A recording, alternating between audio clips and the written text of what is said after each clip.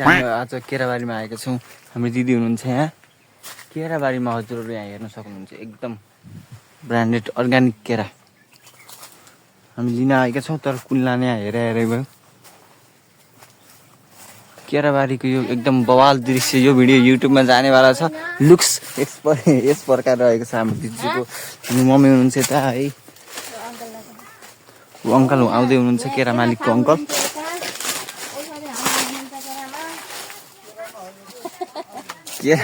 केरामा होइन, केरामा त औषध राख्ने साग चाहिएमा ट्याक्कै यहाँ आउनु सक्नुहुन्छ। हेलो गाइज, बबाल साग केरा।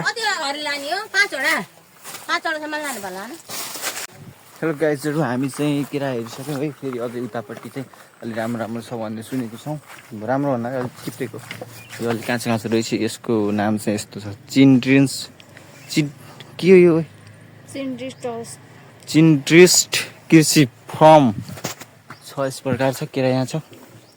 अहिले काँचो अझै तयार भइसकेको छैन। अनि अगाडि चाहिँ अलिक तयार एकदम पर्फेक्ट छ अरे। त्यही भएर हामीले हेर्नु पठाउनु भएको छ। साग छ यहाँ एकदम। जुन चाहिँ मधुबन भयो गाइजहरू। अनि ट्याक्क हाम्रो भिडियोमा लाइक हानिदिनु होला। कस्तो लाग्यो केराबारीमा आएर? कस्तो र नबोल्ने फेरि गुड रे। अलिक कालो देखियो होला, तर म यति कालो छैन है गाइजहरू। म यहाँनिर देखेर आएर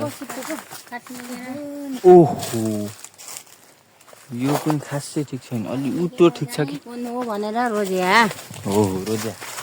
रोजिया हामीले खोज्या है। अच्छा ओहो, अलि पाकेको हामीले हेर्न खोजेको गाइजहरू। केरा खाउँ अर्ग्यानिक पारामा भनेर, फलफुल खाउँ भनेर है। आफ्नो गाउँघर नजिक भएको फलफुल राख्नु पऱ्यो। हेर्दैछौँ लास्टसम्म कुन ओके हुन्छ। म ट्याक्क लिएर गएको देखाउनेछु ल। हेर्दै गर्नु है त, लाइक त गर्दै गर्नु अनि कमेन्ट गर्दै गर्नु।